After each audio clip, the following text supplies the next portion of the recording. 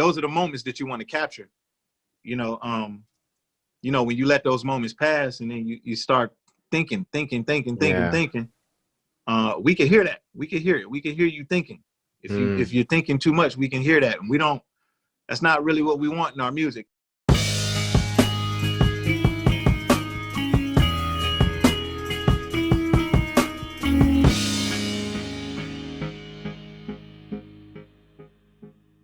And yeah, speaking of like flow and being in the pocket, do you write with the flow in mind all the time, or it's just when it's time to lay it around, you just like, okay, that's how I'm gonna flow, or as you're writing, you have the flow in your head?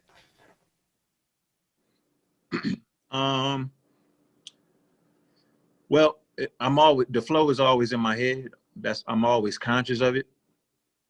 How I choose my words, I'm always conscious of that.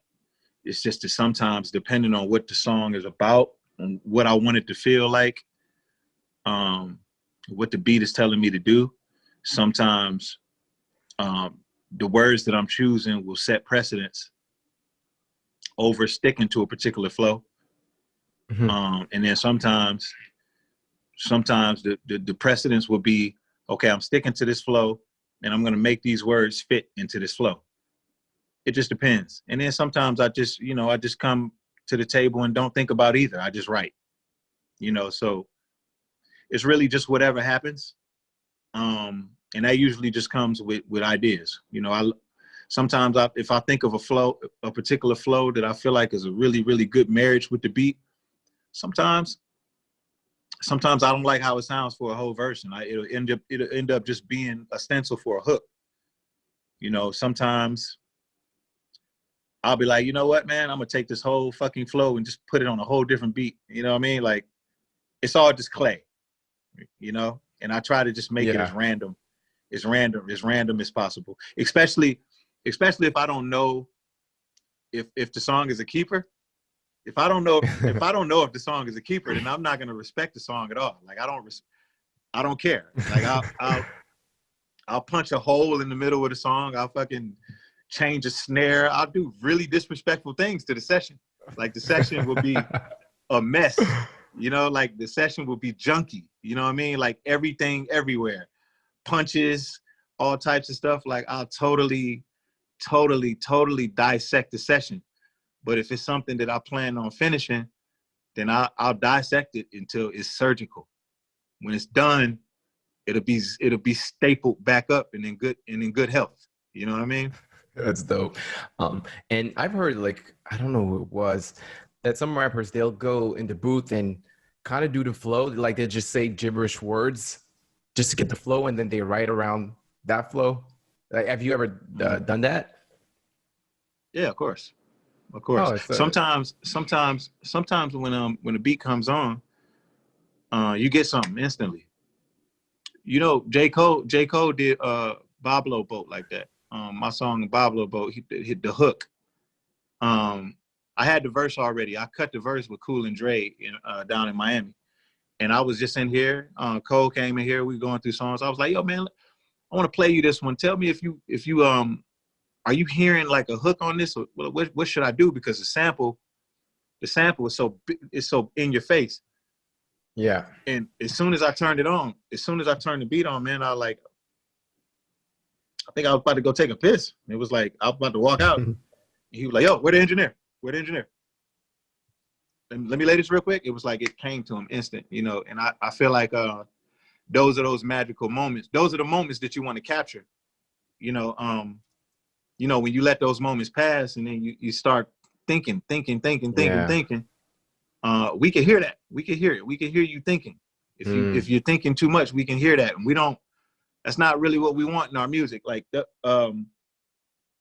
like, what's the movie with Leonardo DiCaprio? And it's like Inception. Inception, yeah. Yo, I can't watch that movie. Really? It's one of my favorite movies. Why you can't? I can't watch that movie. For what reason? I can't watch it. It's just too much going on. I can't keep up with it. Yeah, the thing is, like, I remember the first time I saw that movie, I didn't get I was like, what the hell happened? But but then I watched it the second time and the third time, and then it's not as complicated as it looks. Like they do a lot. Like the first half of the movie or first third, they basically just set up the rules, and once you understand the rules, then everything afterward makes sense, and it's not that complex. It's definitely a movie that that you need to watch more than once. You know what I approach that way? Crossword puzzles. Oh yeah. I approach crossword puzzles like that. But when I'm watching my movies, I just want to get them the first time. So I totally understand when somebody tells me, Royce, your lyrics go over my head. Yeah. I totally get it.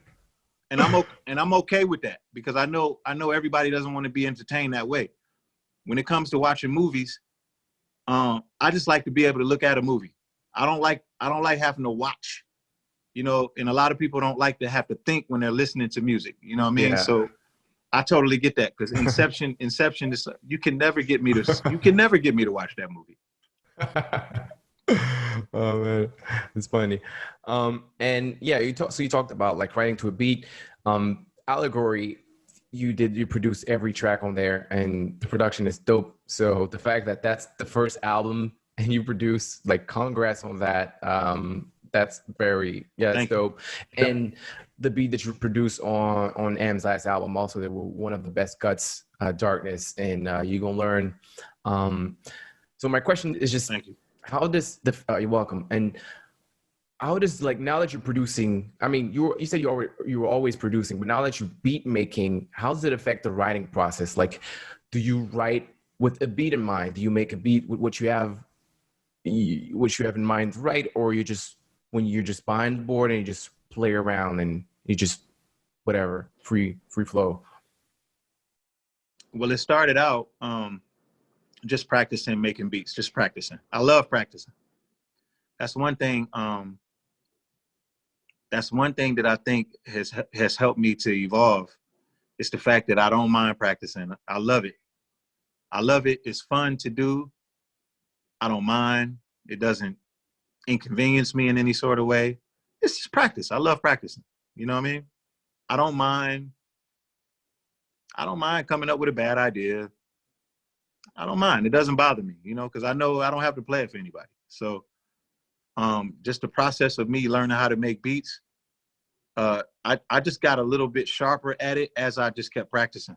And as I kept practicing over and over, repetition over and over and over again, I finally started coming up with something that sounds remotely like something maybe I would rap over, you know. And as soon as I came up with something, which was I Don't Age, I just rapped on it, you know. But it took me a long time to get there, to get to a point where I could actually rap over something that I did.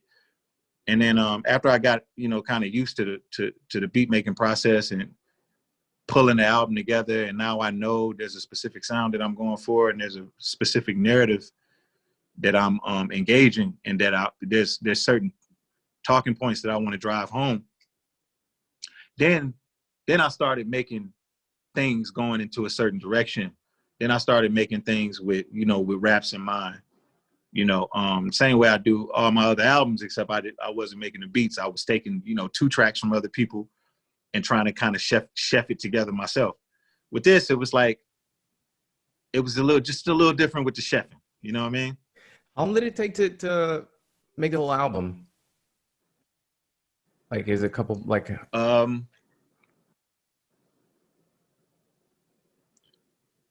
Allegory took about